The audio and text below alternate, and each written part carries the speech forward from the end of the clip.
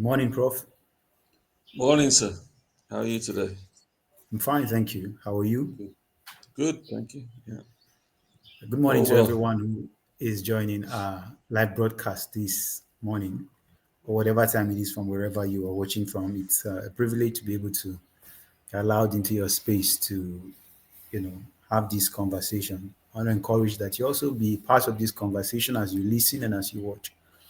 There are areas you want to engage, contribute, share your thoughts. Please use the comment section. If it's a question, drop it, and I'm sure that we'll get back to you. Prof, good to talk to you again today. Today, I have a Thank you. very interesting subject to discuss with you. I've titled it Man, Money, and National Slavery. And my inspiration for that heading and for our discussion today comes from an article, one of your short articles I read days ago on Newsweek, where you spoke about kind of like the evolution and development of the concept of banking over time until what we have today. And I find it quite interesting because we live in a world today that is plagued with a lot of upheavals and turmoil. And many have argued that a lot of the upheavals we have today around the world, the global crisis, is kind of largely influenced and orchestrated by global financial institutions for their own private and personal gain. This has sparked a lot of debate around the subject of sovereignty and accountability the world over, while these organizations are not held accountable for their nefarious actions that kind of continue to undermine, you know, social and political stability around nations. Today, we want to lend our voice to that conversation. And to start, I would want to anchor our discussions or begin our discussions from scripture, first of all, because we find a similar discussion or something we can relate to in the Gospel of Luke, chapter 19, where Jesus talks about money. You know, that parable, somehow today we might not necessarily see it as a conversation around the lines of the nature of financial institutions. Probably not today, especially the way it was practiced back then. But I think it bears that kind of undertone also, because this parable of Jesus on the talents in Luke 19, is the context is Jesus's visit to Zacchaeus, who himself was involved with the financial institutions of the day and the way they ran business. And Jesus gave the parable of the talents in his house, and it exposed certain things, especially like you put forth in your article, that is lost to us today. I am not going to try to preempt you. So what I want to do is to get us started. I want you to take us back through that parable of Jesus in Luke chapter 19 and highlight especially, that relationship between the people within the Jewish settlement then who controlled money, and how they colluded with Rome, and how that relationship played out to the detriment of the average Jew, you know, and help us understand that parable in the light of that day. And then after that, now talk us through the evolution of what I say banking over the years up until today, and then we go from there, sir. Thank you, sir. The Oftentimes we see the parable of the talents, and that's in King James interpretation, in Matthew 25 translation, and in Luke it's the parable of the pounds. The one in Luke, the parable in Luke, has more details in it, and oftentimes we see the parable as to be an encouragement for us as believers to bear fruit, and that if we don't bear fruit, God will cut us in pieces, Yeah. like the fate of the person in the parable that buried his talent or pound.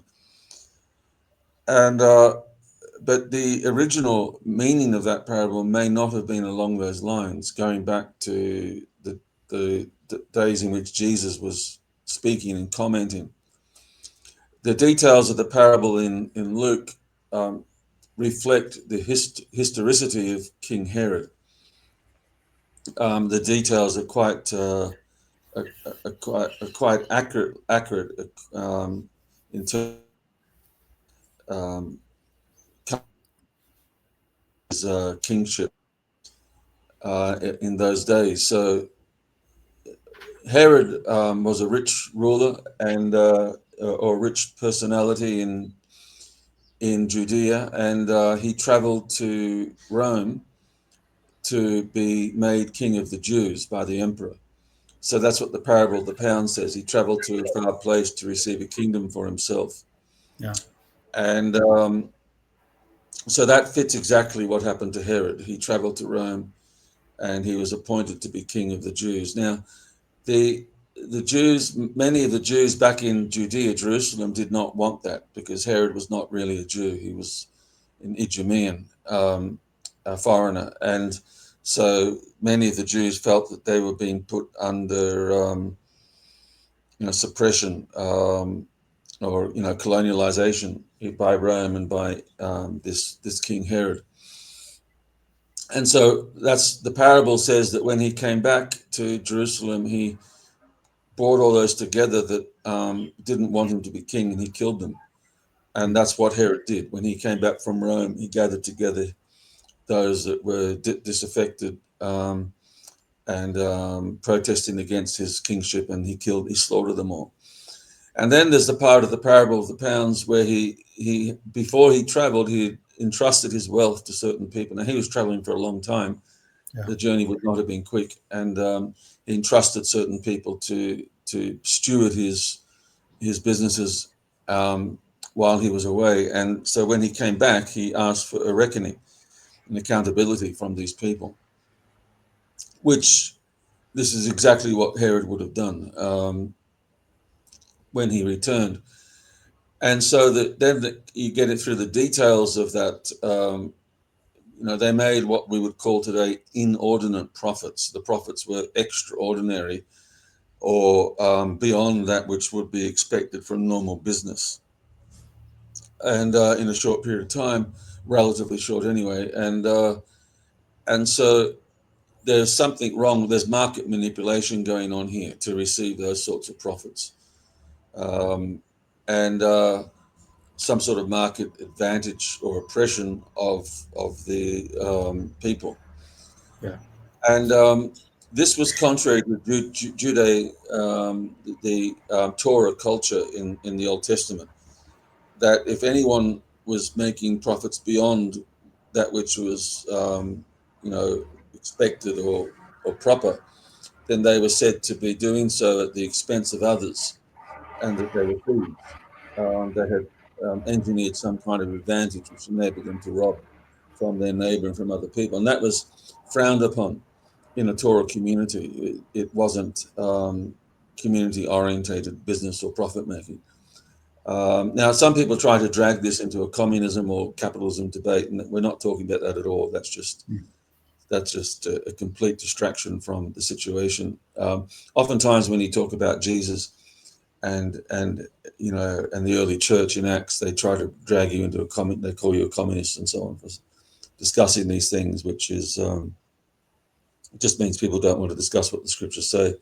Yeah. Um, but so Also the third steward that buried his master's talent and got it out of the ground and gave it back to his master, and uh, said, "Well, you reap where you have not sown," and that was a true description of the business tactics of that time. So there was a collusion between Jerusalem, the elite of Jerusalem, like Herod and other people in his circle, with Rome. They were colluding together to strip the assets of the local people to Mm. just to enrich the people at the top, which is what empire always does. And so, in other words, they reap where they haven't sown. They construct market advantages which are unfair and oppressive, and so on. Now, I'm not in any way siding with Karl Marx teachings here, and so on. Karl Marx was raised up by the Prussian people as a revolutionary agent within our nations, and the whole thing's a satanic issue. Um, and I'm just commenting on what was happening at that time in Israel. And so also that person who buried his talent was rebuked by the master, said he should have put the talent in a bank to earn interest. and that also, I believe, is foreign to Judaism at the time. Usury or interest was not lawful under the Torah. And so the whole parable looks like something that's not according to the customs of, the normal customs of Torah uh, or Moses, and there's something doesn't look right about it. And it could even be, and I think it may have been interpreted this way in the very early church, before Christianity became, a little bit Hellenized or sort of Greek in its interpretation. Yeah. Also, Christianity, in some senses, I'm not I'm not characterizing all of early church like this, but in some senses, it became a bit imperialistic. Imperial through the Constantinian Empire and so on, and they tended to congratulate themselves for becoming very wealthy and use parables like this as a justification. And even in modern capitalism, it can be used in that way, seen in that way, as Christ congratulating us for um, dominion, domination economically, seen in this sense. Um, and but I'm not condemning all of that history. I don't, these are just characterizations of it. But I'm just saying that there are other aspects to interpretation of this parable that I think should be considered. We need to consider different possibilities, different sides, different things we can learn from it, and not just condemn one or the other. It's true that God does want us to be fruitful in His kingdom. That and some take that meaning from this parable, an encouragement to fruitfulness in the church, and I'm not against that. We need to be encouraged to be fruitful, but possibly this parable is not the right place to take that encouragement from. I think that there are other issues and lessons here, and we know certainly the one in Luke was referring to Herod, and so it's possible that at least in Luke's parable, that the whistleblower here was Jesus, like the one who buried his talent and sort of was blowing the whistle on the corruption of Herod, and which on the Herodian Empire, the Herodian elite in Jerusalem. That's certainly what Jesus was doing. And he gave this parable, I think, in the last week of his life before he's Yeah. crucified. He was quite careful before this time not to be too blunt in his critique of Jerusalem, but in his last week he was quite blunt. Yeah. He threw caution to the wind and said it the way it is, and I think knowing that it would provoke his crucifixion. And before that, he was a bit more careful when Peter said, "You are the Christ, the Son of the living God." He said, "Well, don't tell anyone this." Mm. He didn't want people to come and collect him at that point. Um, and oftentimes, when he healed Jewish people, he said, "Don't tell anyone." Yeah. But when he crossed the sea into the Gentile regions and the people were healed, he said, "Go and tell everyone." Mm. So he was a bit, as shrewd as a serpent at times, harmless as a dove, shrewd as a serpent, until his time had fully come to die for us. So, in other words, we need to consider these parables in their first century context, and not just, in sort of our concepts as they develop later in church history, possibly. Yeah, so, and it's interesting that Jesus gave this parable, as you said, in Zacchaeus' house.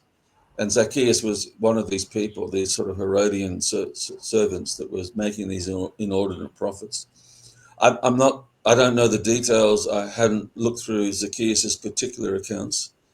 I didn't audit his accounts, so I don't know the degree to which he was, stealing from people. He may have been doing it to a lesser degree. I don't know, but that group of people in general were the stewards of the Herodian dynasty, and they had pretty well turned the Jewish people into peasants, and which is the aim of empires. That's what they do, and they take over a region. They just rape the wealth, resources, financial wealth of that reason, suck it all out.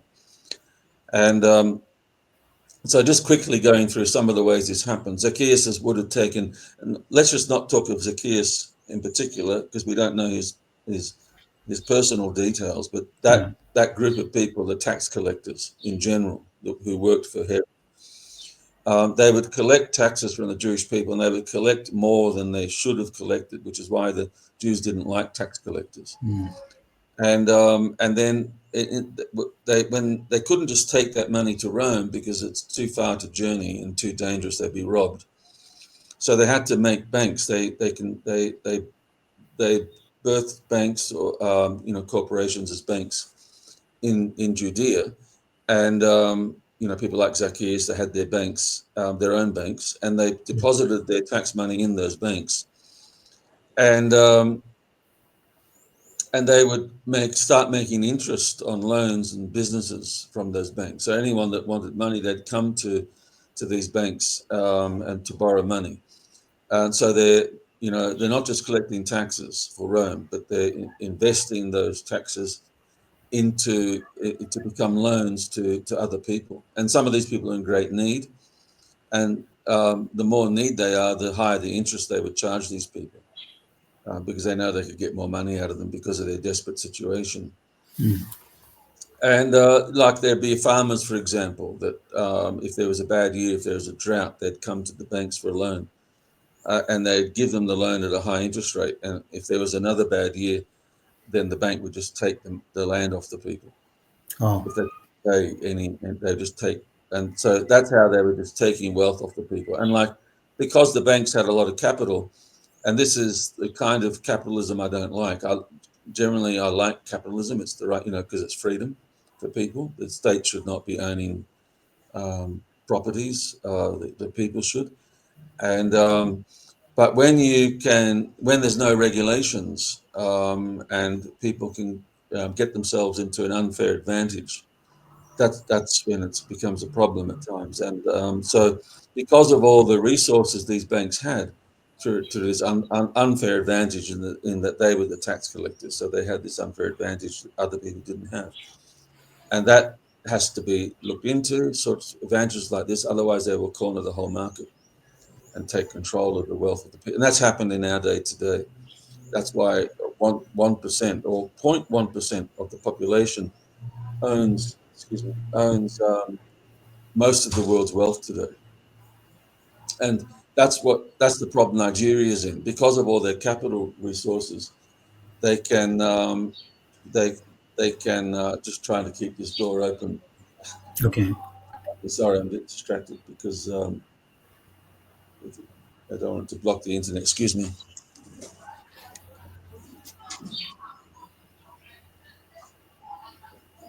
So you get these because a very small percentage of the people has most of the world's wealth today. They, and then the IMF and the World Bank tell Nigeria that we need to take down our protection so we can become more efficient in our financial protections. So Nigeria can become more efficient as an economy and compete on equal grounds with world finances and world economies. Well, we can't do that because we don't have the economic strength, so we'll be raped and we'll be taken advantage of. And so large amounts of capital come in from overseas because there's no protection here, just like a country without borders. You get all sorts of criminals coming across the border. Yeah. Yeah. This is what happens. You get financial criminals coming across the border without financial protections, and so they come in and um, because of their resources, they can outcompete local interests, buy up companies in Nigeria, and sell their assets, and then build those companies instead in China or other places. Mm. Nigeria is stripped of its industry by this flow through of international capital, flows into Nigeria, buys up its assets, closes them down, closes down the industries, and shifts those industries to other countries where it can make more money. And the governments that have not protected the country from that are in effect, committed treason, I believe, against their country, because they've allowed the country to be unprotected and to be raped. It's the same in Australia today, where a year or two ago we sold our last oil refinery, Mm. and so Australia doesn't refine oil anymore, and so we have to import it. And they were complaining in the newspaper last week that we don't have oil that we need, and there's economic issues, problems in Australia because we don't have oil. Well, who would have guessed that that would have happened? I mean, you don't have to be a rocket scientist to know that's coming. And Yeah. for politicians to do that and not protect the Australian people, you know, to be vulnerable, we lose our independence, we lose our sovereignty, we're Mm. controlled by other nations. These things are basic principles in economics and national sovereignty. And we have been sold out by our leaders into an economics of globalism, which is, again, to profit the people at the top. So coming back to the tax collectors in Jesus' days, because of all the capital they had, they could buy up all of the harvest from the farms, Mm. grain harvest and so on. I've given up on the door. And they could buy up all of these harvests and store the grain. Because they've got the capital, they can build storehouses and so on. Normal Yeah. farmers can't compete against this, and so then they can store all the grain and push the price up, and then sell the grain at a higher price, making quadruple the profits. Mm. And then they can come and say to Herod, "The 1 talent you gave me has become 5 talents." Mm. I hear you. Well, good and faithful servant, Yeah. Let me get myself a glass of water. Okay, so I'm the one doing all the talking. What are you drinking water for? Um, so that's how the people in the tax collectors in Zacchaeus' time were um, impoverishing the farmers and turning them into peasants. Um, so yeah, that's a really good parable, the parable of the pounds in learning about economic principles and how to see again what's happening in the world today with globalist economics. Hello, please, not now. What's this?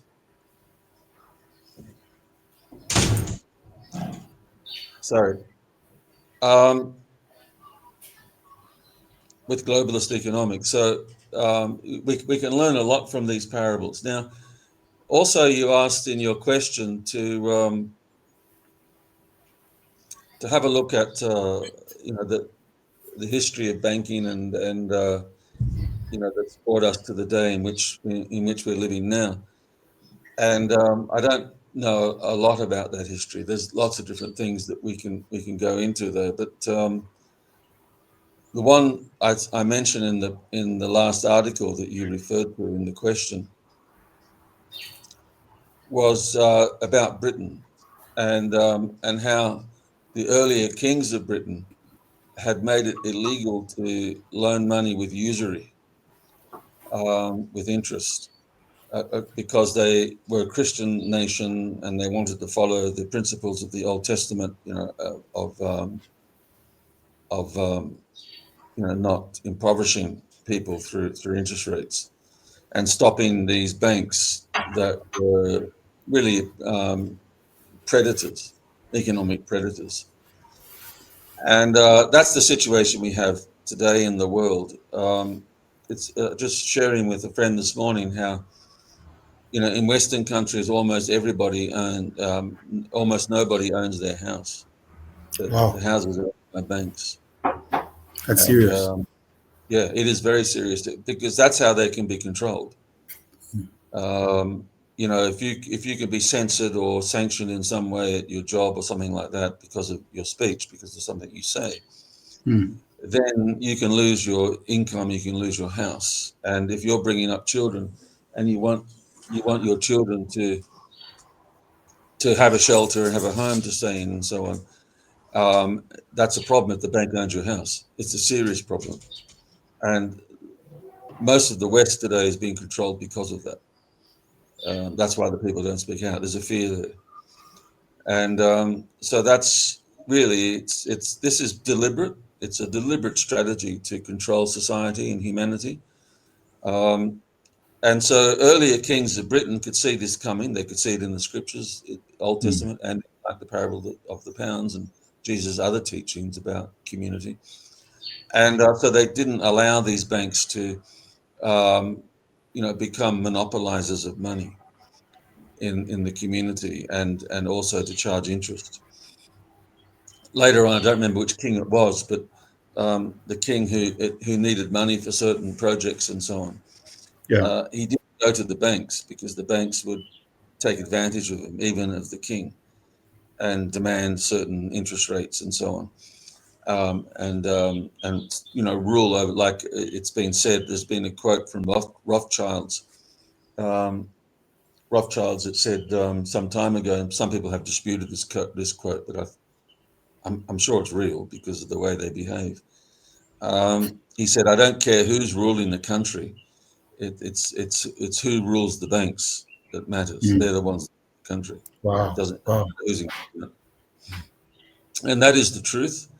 And so, unless governments will stand up and begin to govern properly, but they will be harassed. Propaganda will be against them. They could even be assassinated. There'll be all sorts of problems if they do that.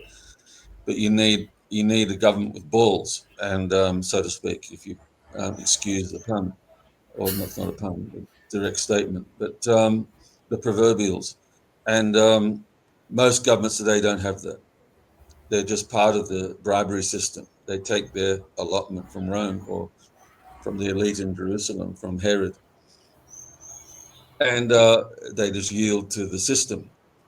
But this one king in England, he wouldn't use the banks like that. And so he said um, that he would issue credit himself as the king, as the government. And so he took money from wealthy people in Britain, and he would give them sticks.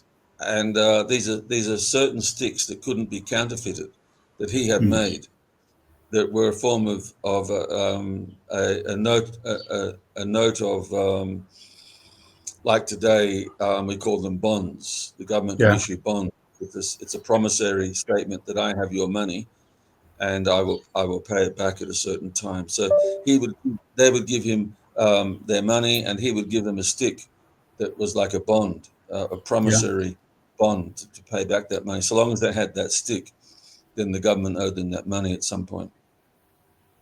And these sticks couldn't be counterfeited. So he collected a lot of money like this from wealthy people by giving them these bonds, and he used that to develop the nation in different ways and for the good of the nation. And that's a very good thing because these are low interest or zero interest loans that are for the common good. They're not used for uh, just to earn profit, like as a speculative asset. This yeah, money is used to as development, infrastructure, industry, and so on within the country. So it's for the well-being of everybody. If the banks don't lend money like that for infrastructure or for industry development for the well-being of it. That they lend money. They like wars, so they will lend money for wars. mm, They will lend money for pharmaceuticals, like they'll encourage pandemics and um, and like addict us to pharmaceuticals for the whole of our life, which is a very poor health system. Sometimes we need them, but it shouldn't be an addiction. And or perpetual wars. They will lend money for perpetual wars. Those that are trying to always encourage warfare, like in the Middle East. Europe basically in Britain doesn't want peace in the Middle East. They mm, don't want peace between Israel and their neighbours because the banks of London are profiting so much from this. from the ammunitions that are being used, and like they want the war. The always the government in England are the ones calling for war in Ukraine. mm, Continue. They don't want peace there at all. They're trying to undermine Trump's efforts for peace constantly, and that's why we haven't had peace yet. But they will lose, and because of the different forms of government that Trump's bringing in, we're heading towards a government of peace and of economic development, economic collaboration that does not use the banks, the major banks, um, and in the way that has been done up till now. So the major banks are going to lose a lot on this because countries are going to develop wealth without them. Um, just like the King of England did, he developed wealth without those banks by issuing bonds. And what we should do today is the same thing. I'm not saying the Nigerian government should make sticks, but that the Nigerian government should issue bonds and raise its own finances. Nigerian people, wealthy people, should come home from abroad and begin to invest in their own nation by taking bonds from the government, and those government bond that money being used uh, um, distinctly by law for development, infrastructure, yeah, industry, yeah, development of resources. And so we don't need to go to the IMF with cap in hand. The IMF will just give us money for aid, and they won't give us money for development. They don't want Nigeria being developed because we will become a competitive financial center, and they don't want that to happen. And they want to use our resources instead of us here in Nigeria using them for ourselves in our own development. So we're up against terrible things. It's just like Zacchaeus' time. mm, Heritage put us out of business and take our farm, and that's exactly what the IMF has done to Nigeria: put us out of business and take our resources through manipulation of foreign capital markets, and the weaker people become the prey. Weaker people, economically speaking, become yeah, the prey to them. So anyway, so the King of England, they were against usury, and they were against they didn't allow these bankers to come into their country. Instead, they raised credit themselves, which was the right thing to do. But later on, these foreign bankers got entry into Britain. They wormed their way in through different kinds of infiltration and strategy, and also bribery, to say that, look, we will, make us rich as banks, and we'll share it with you. So there's a collusion between governments and banks going on now. That's why governments don't raise finances the proper way, but they do it through the banks, because they're unaccountable. These banks, like the Federal Reserve in America, there hasn't been one audit on that yet. The Federal Reserve is called a Federal Reserve, but it's not federal; it's private. These are private. oh, It's controlled by private interests. They pretend to be a government body, um, but and constitutionally, it doesn't have the right to operate privately.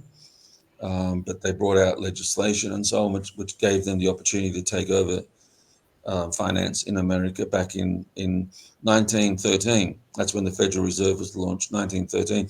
The same year, the IRS, the Taxation Department, was launched mm, in America.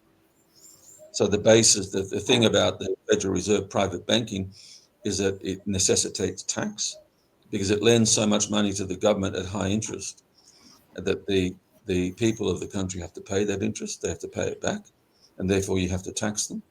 And before that, you didn't have tax in America. And tax in America like that is unconstitutional.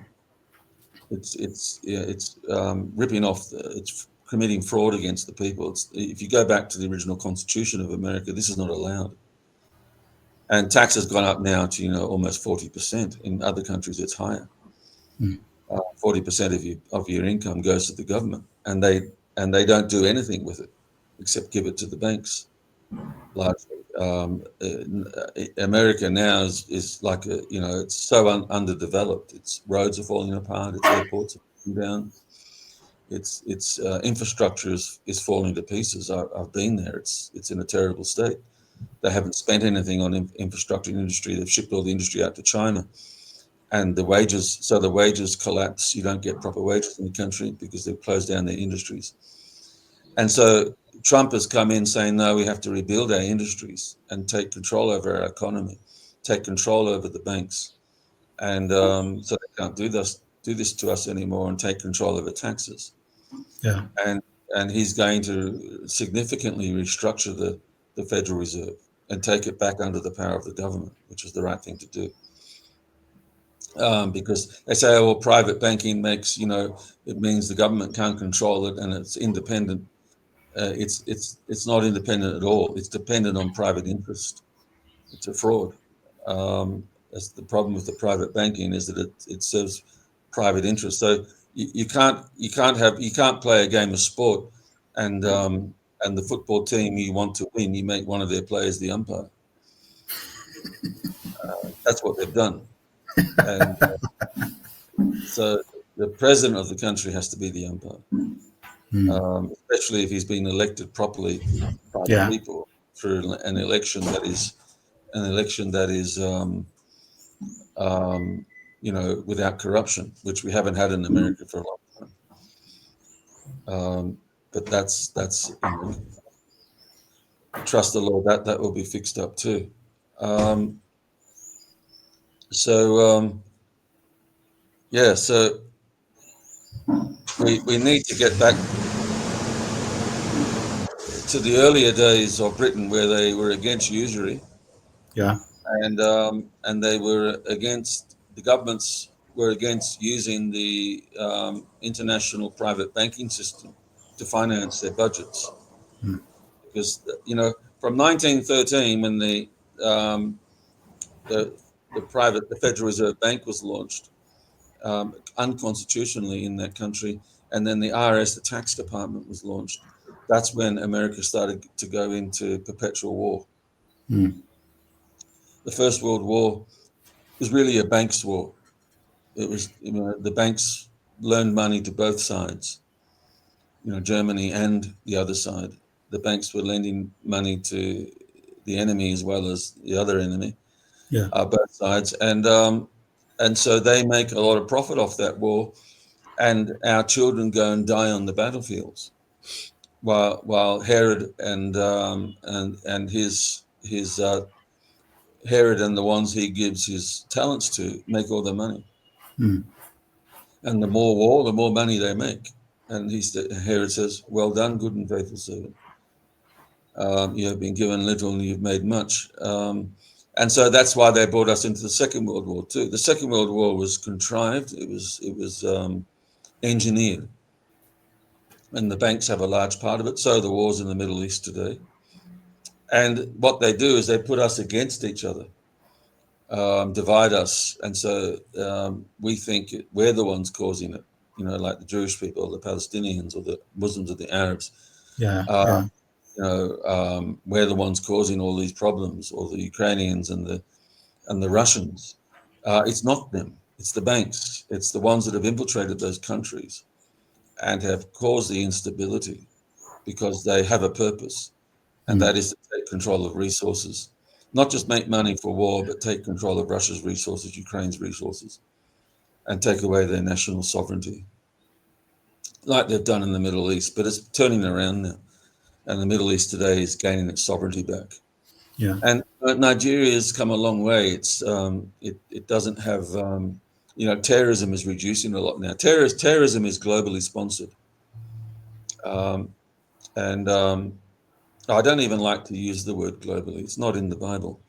I should say terrorism is sponsored by the world. The world economy. The Bible uses the New Testament uses the word world Mm. to describe the earth, cosmos, KOSMOS. The word global is not in the New Testament anywhere, but it's become really popular today. Globally this, globally that. Um, so I'm trying to get that word out of my vocabulary, um, mainly because the Bible doesn't use it, and that's just another form of deception. But I won't go into that now. um, to enslave people. So basically, the elite are working on this enslaving the people, just like the Roman Empire did, just like imperialism does.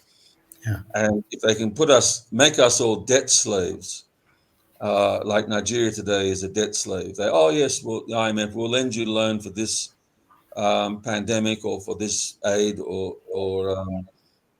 for to help your government or something like that, or one recent one was your judiciary, your courts.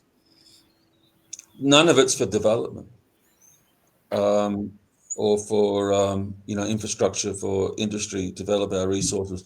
None of it's to build our local sovereignty. All of it is to enslave us, to make us dependent. And one of the things that's been hitting me hard lately is convenience causes dependence. Mm. Like farming, you just take weed killers, poison, chemical fertilizers. You put that on your soil, it'll kill your soil. Will it give you a good harvest this year? Yes, it'll give you a good harvest this year. It's convenient in the Yeah. short term, but in the long term, it'll kill your soil and make you dependent for welfare. So, we've got to get rid of this idea of convenience and we've got to work. We've got to get out of slavery and become producers, um, become, people who ha- have a position on our economic policies in our country, Mm. and demand a change, um, that our governments do what is right and take us. All over the world, people get bribes from the banks and from globalist institutions like the World Health Organization and others to go their convenient way and just Yeah. get a temporary settlement, temporal ease in conditions. And people in high places take bribes, um, for that. Like, Bill Gates was recently in Kenya, speaking about contraception that will last. One dose will last for 8 years. Mm. Interesting. Yeah. So why is he trying for Kenyans not to have babies? That's a disaster for the country. If we don't keep up our population, we'll become a slave nation Mm. in years. He's going to feed our parents and when they get old, and who's going to do our jobs, and who's going to develop our economies. We need people, we need manpower, we need a population. Any country that's duped into lowering its population is being scammed. And but why would the Kenyan government allow Bill Gates in to produce, to adoption of hating children? Yeah. Um, Kenyan government knows what Bill Gates is about. They know what he's done with vaccines in that country before. They know his track record. They know the court cases that have come up. So why would they let him in? Well, someone's getting money. Someone's getting scholarships abroad. Someone's getting something. That's how he gets into places, Mm. and develops. See, everything he does, whether it's farming or chemicals or GMOs, anything like that, it's to produce a monopoly on the market for himself, and it's to wipe out local farmers, which is what the tax collectors under Herod did. Yeah. They build a monopoly of capital, and then they wipe out local farmers and take their land. That's exactly what this is about. It's no different. It's even more efficient than the old tax collectors were. So we have to come out of this debt slavery and and become producers ourselves. That Nigeria make its own money, its own credit, loan its own money, on low interest rates or no interest rates. Go back to that biblical principle on usury. So that's not to enrich people, but it's to develop industry for the benefit of all the people of this country. So we all get jobs and our wages go up and inflation stops. Inflation goes back down. The only reason we have inflation in Nigeria is because we're not producing. Mm. Um, and if you're not, if you make an umbrella, if you only have one umbrella, and then the IMF puts money into the country in a loan, then the price of the umbrella will go up because Yes, there's sir. cash has come into the country, but no extra umbrella. You've got to make umbrellas, and then you have Mm. 20 umbrellas, and the price of umbrellas comes down. Yeah. So the only way to stop inflation and reverse it in the nation is to become productive. Mm. And the IMF will never allow that. So we have to get out of them. Even President Obasanjo said a few weeks ago that Nigeria must leave the IMF. And not just the IMF, it's all of these globalist institutions because their aim is to monopolize us. It's not to help us. And so, there are people in America's history that developed the right economic policy. It's called the American system.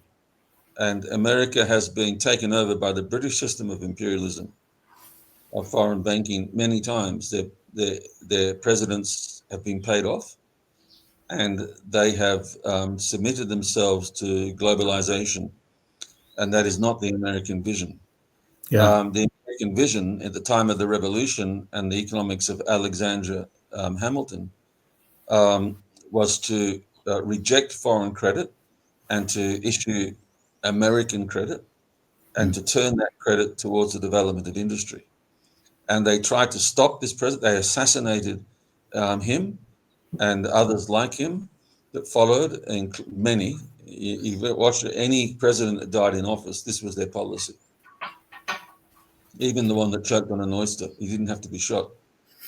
Uh, Roosevelt. So this was his policy to develop America's own credit and own wealth and own industry. And President Lincoln had this. You see, President Lincoln went to war, a civil war in America to free the slaves, and Britain didn't want those slaves freed. Yeah. They wanted them to produce, agricultural harvest at no price for them, and so they didn't want them to be set free. So Britain financed the southern states of America to fight against Lincoln and to win that war. And Britain would bring ships in to the southern states of America to give them supplies for the war. And Russia came with their ships and stopped the British ships getting to the southern states of America to help President Lincoln win that war. So this good relations between Russia and America is something Britain's tried to stop all the time. That's why Lincoln was assassinated and Kennedy was trying to do the same thing to build. Yeah. Lincoln wanted to build a bridge between Alaska and Russia for trade and for economic development for the whole world, which would have put London banks out of business. Lincoln was assassinated. Kennedy wanted to do the same thing. He had plans on paper to develop that bridge between Alaska and Russia. F.D. Roosevelt, after the Second World War, wanted to do the same thing, develop those relations with the Soviet Union, and he was put out of office. He died in office. All these people who followed his policies were put out of office, and new powers came into America, which were pretty well following the British system. And then today, Trump is wanting to build that bridge again. Um, in fact, Russia called on Elon Musk a few days ago to build that bridge between Alaska and Russia, and that's a wonderful thing because it shows that they want a world that's free from the dominion of the British banks, and that will include Nigeria Yeah. and Africa. We will become free from colonialism basically for the first time, and in the last 6 decades, it's been financial colonialism. I'm not saying anyone gets angry and we go and demonstrate and do all these sorts of things. This is not a matter of being bitter, and but a matter of it's about being better, Yeah. not bitter but better. All right, sir. Thank you. And it's not about reparations. We don't need reparations. We don't need anyone to pay us for the wrongs they did in the past. All we need to do is to be set free. We Mm. have the wealth. We have everything we need. We are not Yeah. victims. We're victors. And we can't allow them to give us a victim mentality. Mm-hmm. And because Mm-hmm. or destroy us. Yeah. I remember I heard the prime minister or president, whoever she is, the woman in Italy, that people are demanding reparations for the Roman Empire 2,000 years ago. They're demanding Italy pay up today. And she came on the television and said, you got no chance of that. And started talking about how much the Roman Empire blessed the world. And all this stuff is nonsense. I We think you pay don't one want, person. yeah, we don't want reparations. We want sovereignty. Amen. We have wealth, and we are Yes, not sir. victims. We're victors. We're Yeah. strong people. You start on this whole issue of reparations. You pay one person and then you have to pay everybody else, and Yeah, there's I no think I think imagining. Adam and Eve have to pay the most reparations of anyone. When we see them, we will have all our lawyers with us. I hear you, sir. I thanks for this significant level of financial education and shedding light on this subject. I think not very many people are aware of the dynamics at play here. We are very quick to kind of like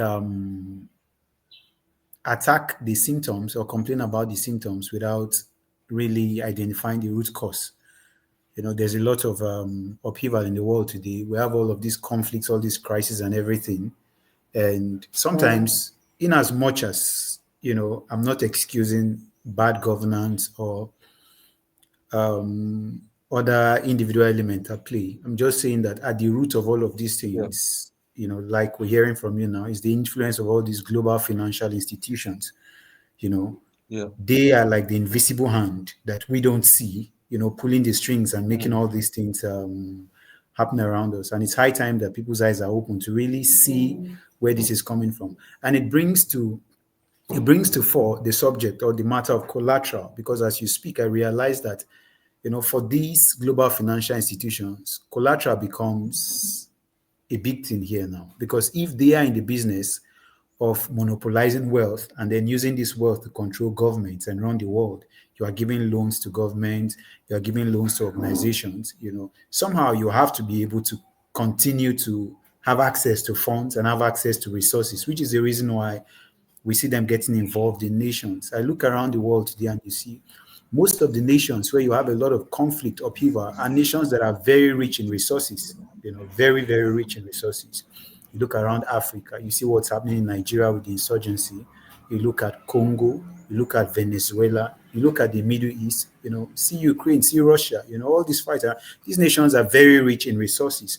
And so I begin to realize that, oh, this is the game at play here. It's just a fight for collateral. If you can really control these nations, you control these resources, it gives you access to more funds. And with those funds, you do with the world what you want to do with the world. You take over government, you give more loans. And with those loans you are giving, you are dictating terms. You're giving financial policies that are convenient for you, but not very convenient for these nations and the people in these nations. All of these things happening. I want to ask you today, in the light of this, to what extent do you think that, especially third world countries, I know it's impacting all nations of the world, third world countries, like, let me not use third world, developing countries, like many of the countries in Africa, in Nigeria, and other parts of the world, how significantly have they been impacted by the activities of these global financial institutions? And what would you suggest is a way of like curbing their influence and addressing issues of national sovereignty?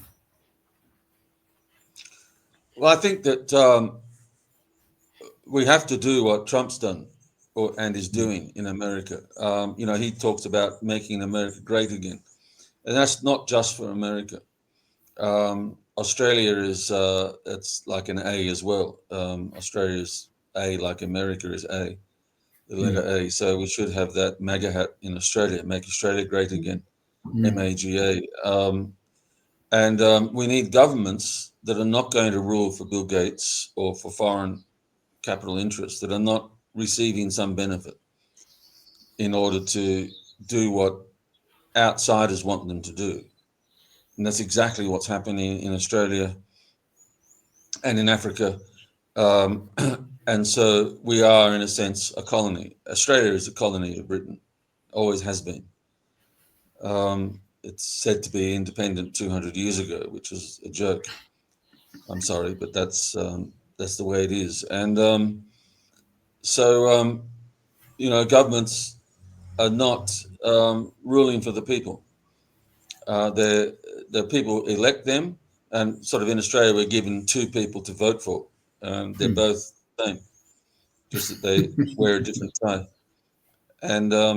And so we're told to choose between those two people, and we're told that that is democracy, and we're not allowed to have the people we want there. If we try to put anyone else forward, then the propaganda machine will come against them.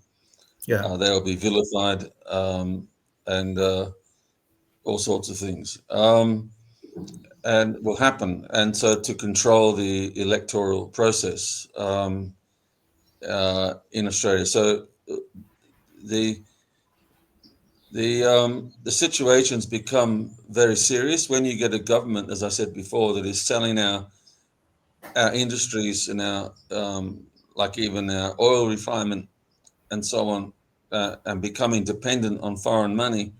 Mm. Then we have lost our sovereignty as a nation, and these foreign interests are ruling over us as the people in Australia, and we're not ruling our own nation. We the people, are not in charge. Uh, so this is a desperate situation, globally speaking, and it's one that people are finally waking up to, because in the last 5 years there's been so much uh, uh, censorship, Yeah. um, and like in Britain now, you can be arrested for just giving a different opinion Wow. online, and in jailed for that, which you'd never think of that happening in a country like Britain. Um, and But that's what's happening now. And also, they're trying to give everyone a digital ID so they can control everyone, and that will be linked to your bank account. So if you say anything that the government doesn't like, they can stop your banking, even though it's your money. So the idea of this is communist. So the idea of having our private resources, our private money, is almost gone in Britain. I thought When your Britain was money a is democracy. by government's permission. Hmm? I thought Britain was a democracy. It's not. No matter who you vote for, it's the elite that determine the policy of the government. Wow. So the whole And I idea think they that's sell us about sorry, I mean, sorry. this whole idea they keep perpetrating and selling us about democracy is an illusion. Then, Yeah. I mean, wow. I like democracy, but it's got to be true grassroots democracy, Yeah, yeah. where the people really are definitely in control. You used to Mm. have, you had the jury system. The jury system, England developed the jury system for itself at some point in its history. So you had a jury of peers. So if you were being tried in the court, they'd select 12 jurors from the public, just normal people, Mm. just selected at random, and they would judge the case, not the judge. And not only would they judge the facts of the case, whether you did something wrong or not, but they would judge the law of the Mm. case. So this wasn't in the hands of the judge behind the bench. It was in the people. The judge behind the bench can determine what the law is Yeah. entirely by himself, without a jury, and so he can become a monopolist within the legal system. But democracy before means the people are in control Mm. of something, and not just a few elite people that are determining everything, whether policy or legal systems or government systems and so on. And they had a conservative government in Britain that ripped the country off for years, and then people voted in a Labor man because he pretended to be humble, Mm. and but we all knew he was a member of the World Economic Forum, and he and his others around him made a lot of money out of that. And when the people voted for him, I said, well, the reason that God has put it in your heart to vote for him is so that you will know that it doesn't matter what government you have, you're still ruled by the World Economic Forum. Yeah. And you have to go through this lesson. I'm sorry. This man is going to make life terrible for you because you won't see it until that happens. And that's Was what's like when happening the now. Israel Huh? was like when the Israelites were asking for a king, That's and what he's Samuel was doing. Now, disappointed. they have to make bricks without straw. That's what it's like today in Britain. And they voted for him. You couldn't tell them. Mm, You couldn't tell them that this is what would happen. That he's just a pharaoh like the others, mm. Yeah. and that Britain is not a democracy, and Britain does not determine its policies. Mm. So even I talk about the London banks. That's not the British people. It's not even the British government. It's the banks that are controlling things there. Wow. The globalist banks, the oligarchs, the ones that hold all the capital. And Britain needs to be set free as well. Britain became the first colony of the system, the British people, and they have been suffering. So, what do you think is the end goal here of these banks, these world banks we talk about, these global financial institutions? So much power, so much influence. So much, what do you suppose is the end goal? What do Well, they that intend to power has to achieve? be taken from them, Mm. and I think Trump is that's his mission.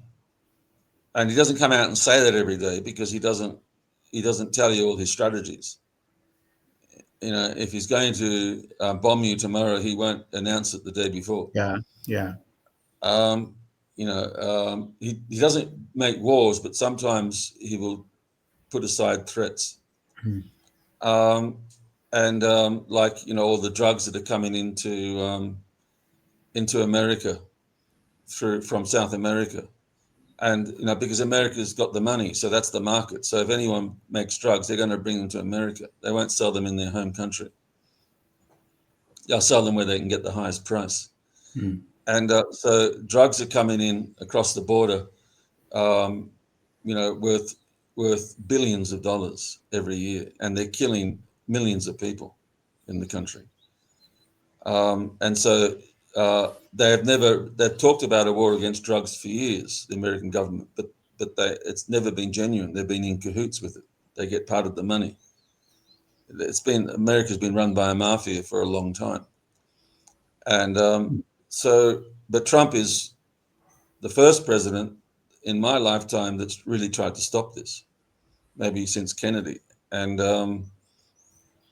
so he blew up a ship in the Gulf of America a few weeks ago that was coming across with a whole lot of drugs. He just said good night to the ship, and that was the end of that. It went to the bottom of the sea with all those drugs, not a ship, but a boat or some kind. But yeah. And so they built a submarine, these people, and Wow. they were coming across in a submarine a few days ago, thinking Trump wouldn't see them. Um, but unfortunately for Must them, he saw them. must be Huh? a very rich business for you to be able to have access to a Yeah, submarine to transport drugs. that's right. Yeah. So that submarine went to the bottom of the ocean as well. But what I'm saying is he doesn't announce what he's doing. He never does. And so he's got plans like that with regards to the banks, Mm. and that is the reason they're trying to kill him, to keep this banking control, the Federal Reserve, and all the International Monetary Fund, all these systems in place. So that's why I support Trump, not because of America so much. I don't live there, but because of Nigeria. I want these financial institutions to fall, just like Obasanjo does, President Obasanjo, and the whole global banking system to be rearranged to Mm. allow sovereignty. So that's the goal in terms of economics or finances.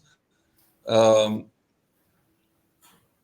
but of course, at the same time, there's coming a great spiritual revival in America. And some people might say, "Oh, we don't like, the form of spirituality, it's not very spiritual or whatever. It doesn't matter what you like. The fact of the matter is, a lot of people are turning to Christ for whether perfectly in your estimation or not. It's still better than the darkness and evil that was there before, in terms of abortion, child trafficking, child sex, all these, and financial corruption that's filled the nation. So there is a revival picking up in Britain at the moment too, a strong one.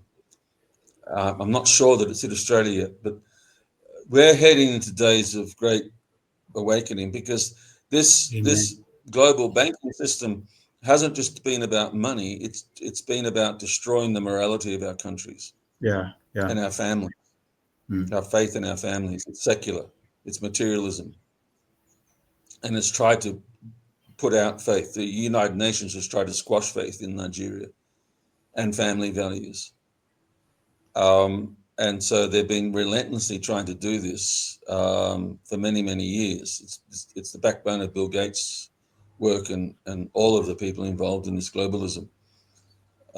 So that's going to go. People are going to already realizing what's been done to us, mm, and they're going to take back their family and faith. And so, like, we have a flag on this site, and at the bottom of the flag it says faith, family, and flag. In right. English, that's the three F's: Mm, faith, family, and flag. They're the three things we're taking back: our faith, our family, and our nation. Taking those three things back from globalism. So that's the goal. That's what we must do. mm. So we're in a reformation today, I believe, just like the former one 500 years ago, that we're taking Amen. back our sovereignty as people. Amen. Amen. That's so refreshing to hear. You look at the turn of events around the world, and sometimes you can't help but just become amused. Last week, I was following global geopolitical trends, and a few things kind of caught my attention and quite amused me too. I saw that the president of the United States, Donald Trump, had a meeting with the Ukrainian president, Zelensky. I don't know what was said in its detail in that meeting, but after that meeting, most of the other European leaders began to reach out to Zelensky to tell him, "We are with you," as though to Mm. counter whatever assurances or whatever Trump said, just to keep him, you know, on their side. And Yeah, then I realized yeah, that yeah. Trump was billed to have another meeting with Putin in Hungary. Mm. And the European leaders are so concerned about whatever would be the outcome of that meeting. And so they are trying to also, like, kind of, I don't know, should I say in quotes, catch Trump's attention or a bribe. I was hearing say about the Russian frozen assets and how Mm. these European nations are talking about using a sizable portion of those assets, to do reparations for Ukraine. And those reparations is beginning to emerge that it's to buy weapons to support the war in Ukraine. And I was Yeah, hearing that's last week, corrupt. one of the things I was saying that was said to soften Trump, or to kind of like dissuade him from whatever his agenda with Mm. Putin is to Mm. say that a Mm. good percentage of those weapons will be American weapons. So you're going to get a piece of the pie too. We're going to use part of this Mm. money to buy significant weapons from America also, as if to say, Mm. if you play ball with us, there's going to be something for you. And it I just got think me Trump's wondering. stupid. Yeah. It just got me wondering, what's in it for all these people? What's the Mm. fascination with war, with fighting, with not wanting us to have peace around the world today? I wonder, Mm. we are called to be people of Mm. peace. What's all this fascination with, keeping, Mm. fighting everlasting wars, not just, except that somebody must be benefiting from all this carnage happening around the world.